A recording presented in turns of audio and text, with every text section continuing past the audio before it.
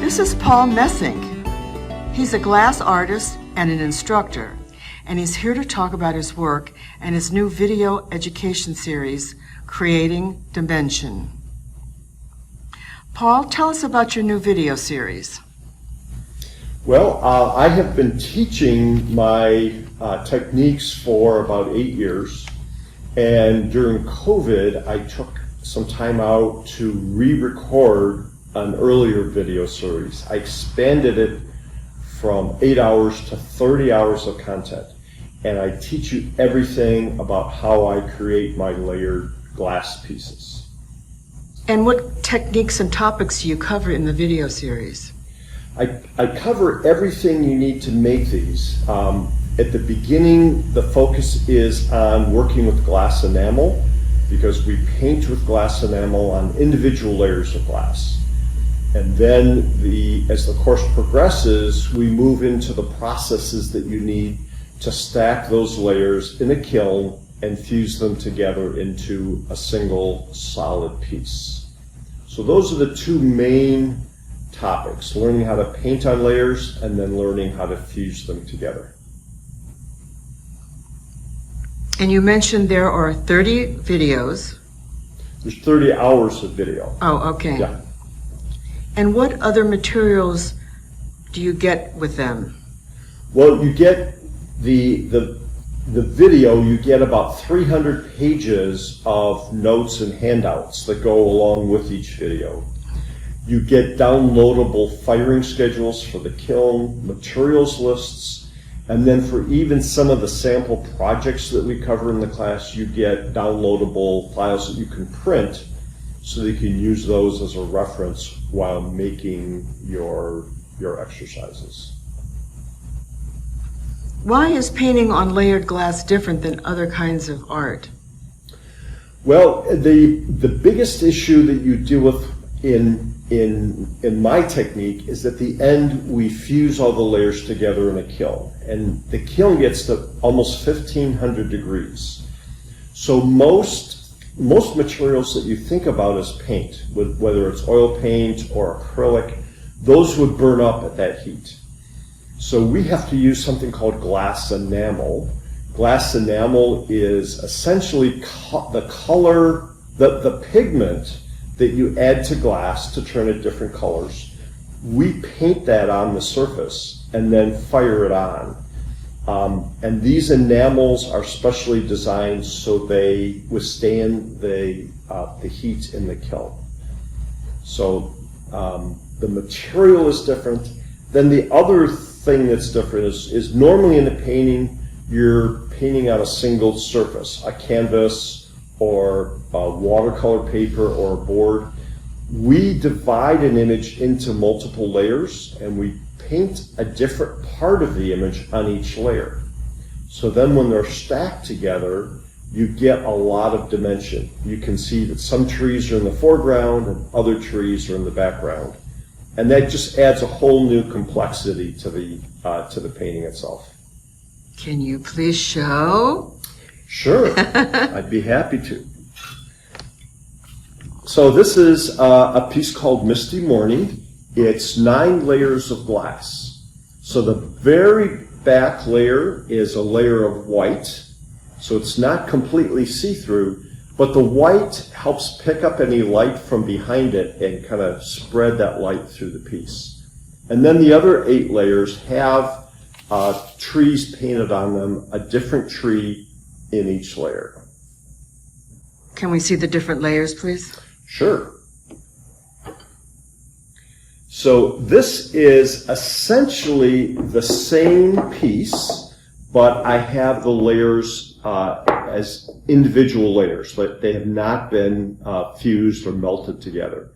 And so you can see from here that a different part of that image is on each layer. And as you go into the background, the trees get thinner and smaller. In my style, the colors get lighter because typically my trees kind of fade into a white or a gray background.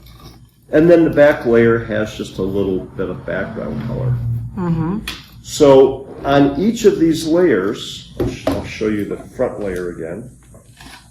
So I've painted on this layer with enamel, and I've added what I consider visual texture. It's kind of an abstract pattern to imitate bark. And that tree kind of it meets the ground at a certain spot where in this style of a piece, it's a monochromatic piece, so the tree is blue, the ground is blue, everything is a blue piece. But that same idea holds on each layer. The ground line here rises on each layer. It kind of rises to a horizon. And when these all get put together, let me show you the set again. You can see the ground rising as it goes through the layers. So there's trees kind of positioned all the way through, and each tree meets the ground at a certain spot. That's a typical way that I might paint a landscape. I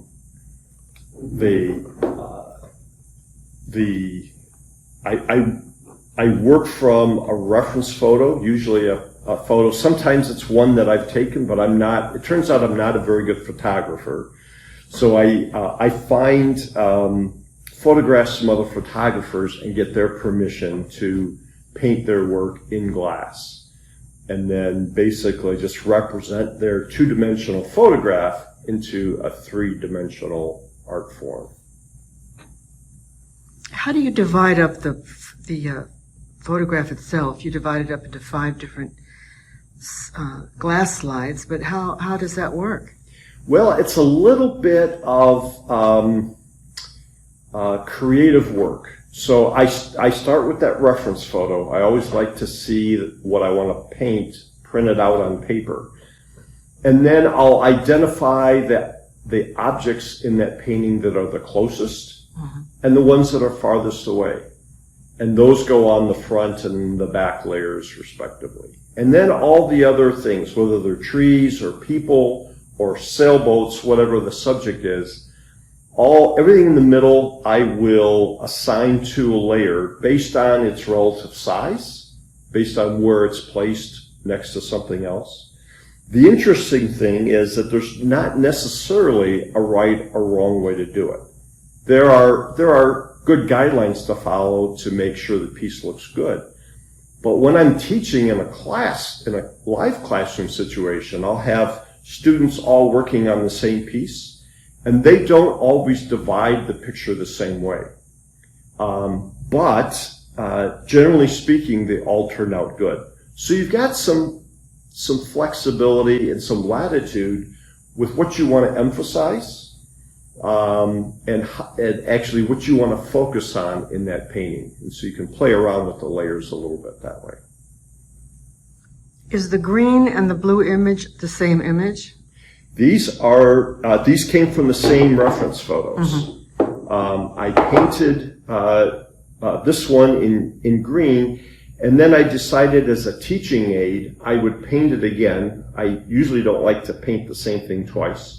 So I painted this one in blue, and I will never fire these together. It's such a good visual aid to show people either in a class or in a video like this how my pieces are deconstructed. But it's essentially the same photo that I used for both.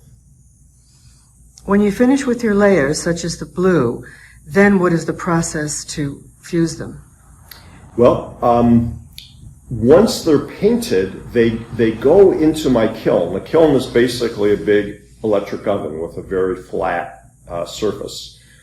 They go in there and I heat them to 1100 degrees, and that burns the enamel onto the surface of the glass. So there's a first firing of the layers individually. And in a complex piece, I may do that multiple times. I may paint this tree, fire it, and then put something else on somewhere else on the layer and fire it again. So I can go through a couple of iterations. But when all the layers are complete and everything's been fired on, then I clean the layers real well, I stack them on the floor of the kiln, and then I have to surround them with special ceramic. It's very smooth ceramic, because when I heat the glass to its melting point, it would turn into a puddle, and I'd get a big round disc that was very distorted. By surrounding it with ceramic, it keeps the shape of the glass intact, and there's no distortion in the image, even though the glass becomes very soft. It becomes probably the consistency of honey. So it's really thick, but it has nowhere to go. It's held in place by the ceramic. And so that damming process is a very important part of the kiln work that goes on. And then that stack goes in the kiln. Depending on the thickness, it may be in the kiln anywhere from 2 days to a week. And it's a very, very slow process in the kiln. You can heat it relatively quickly, but once it's melted, the cooling process has to be controlled very carefully. Otherwise, it will crack and break. And as an example, if you did it too quickly, the edges would cool, and the center would be hot, and that temperature difference causes something we call thermal stress. But it's the technical term for the glass breaking as it's cooling. And the thicker the piece, the longer it stays in the kiln. What's the thickest piece you've ever done? The thickest piece I've ever done for a gallery was 3 inches thick. And these are just over an inch thick. So these pieces here that you've been seeing are all 9 layers. The 3-inch piece was 25 layers. I have experimented with a 40-layer piece, and that came out at 5 inches thick and very heavy.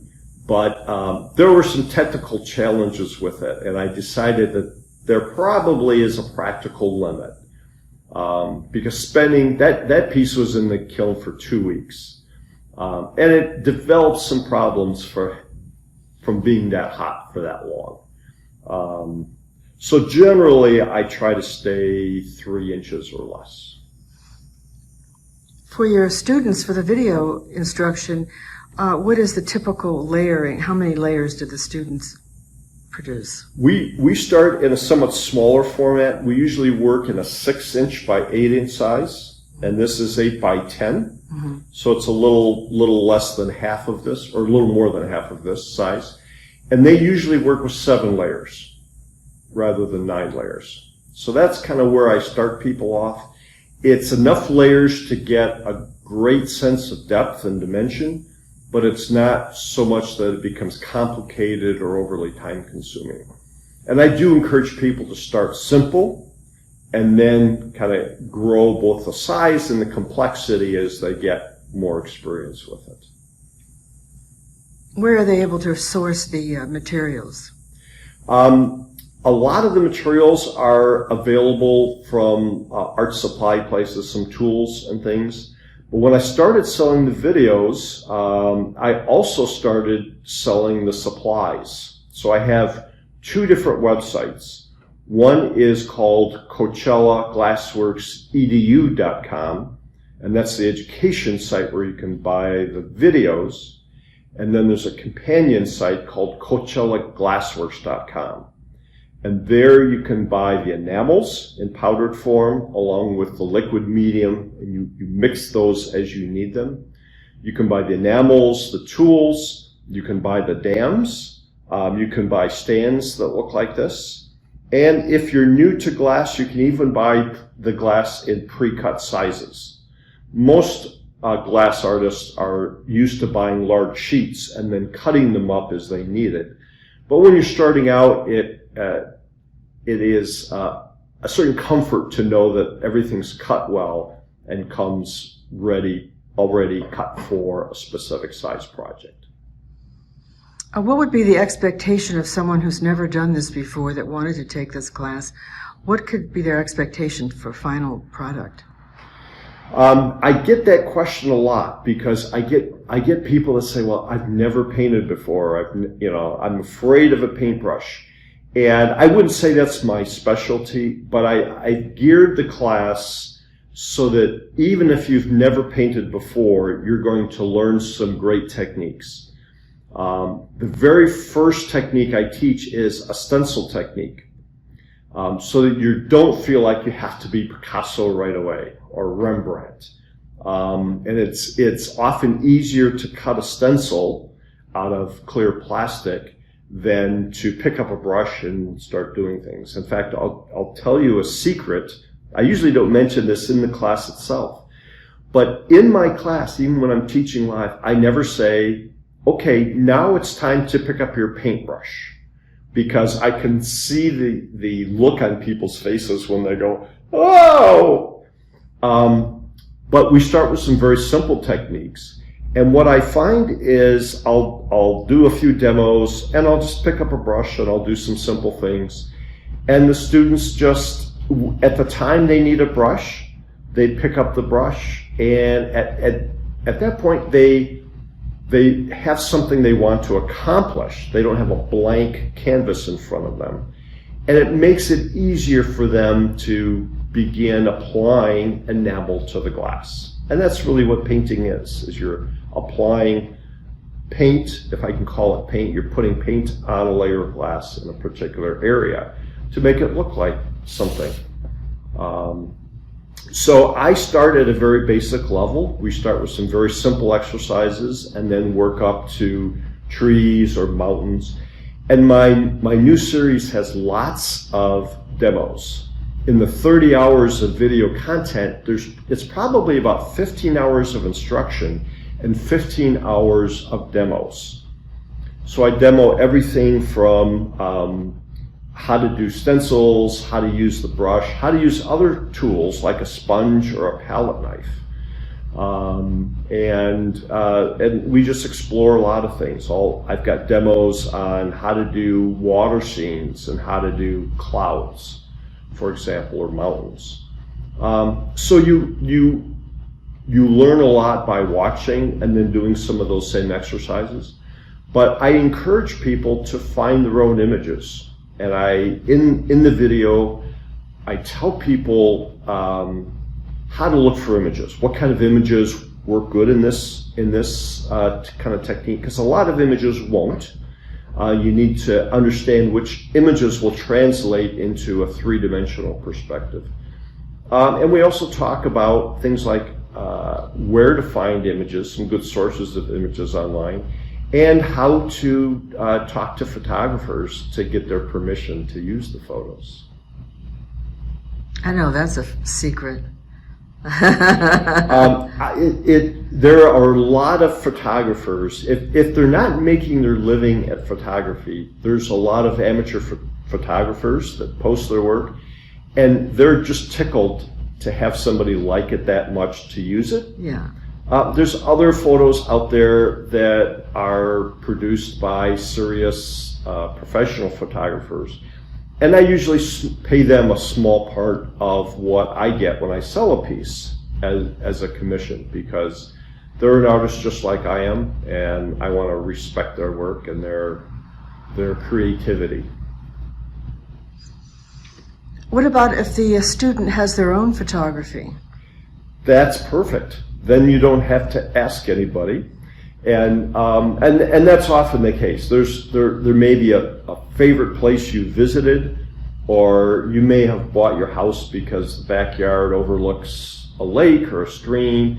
There's all kinds of photographs that we have that we own as individuals, and that have a lot of sentimental value. And so I find a lot of my students do bring in photos like that. I just want to make sure that people start with something relatively simple, that they not jump into something complex as the first piece. So it's good to learn how to walk before you run.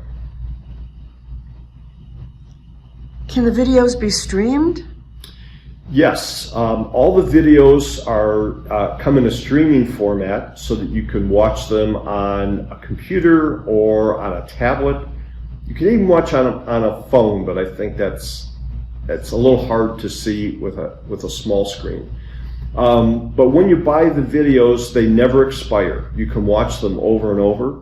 So if there's a particular demo that you are trying to reproduce and it didn't turn out well the first time, you can go back and rewatch it as often as you want. I'm also starting to work on a downloadable version. I want to make sure that people won't download them and post them on the internet. So that's the hard part of making them downloadable, is making sure that only the buyer can play them. But a lot of artists have their studios in a garage or in an outbuilding on their property or in the basement, someplace where they don't have good internet access. So I'm working on that as well, and I'm hopefully fairly close to an announcement on that. Paul, how can people find out more information if they're interested? Well, go to my two websites. Mm-hmm. The first one is CoachellaGlassworksedu.com, and that has information on all the videos. The videos are packaged into 4 series, so there's 4 courses that you can buy, but you can save money and buy the entire bundle together. And then the second website is CoachellaGlassworks.com. And that is the site where you would buy the enamels and the glass and the tools and so forth. If you're interested in seeing more of my work, you can also go to my artist website, which is paulmessink.com. And if they wanted to contact you directly, they go to your website and contact you through the website? Yep, my email address is there. There's a contact form you can fill out. I have a list of galleries that carry my work, and a lot more information on my work and on live workshops. Anything we didn't cover today? I think we got it all. I think this video series is a great opportunity for someone to be introduced to glass, but it's also a really good opportunity for glass artists who have been making maybe fused plates and bowls and kind of flat things for a while to branch out into something different. So if you're looking for something new, for some new techniques that work really well and give you kind of a unique look to your work, this is a great option. I like it when I see artists take my class and then apply those techniques to their own style and come up with something that doesn't look like my work. It's fine if it does look like my work, but I think it's even better if you incorporate that into something else that you're already doing. I enjoyed learning about your technique right now in your recent video series. Knowing you a little bit, I know how organized you are, and so I'd like to take the class myself. Let me sign up right now. All right, I'll sign you up for my next live class.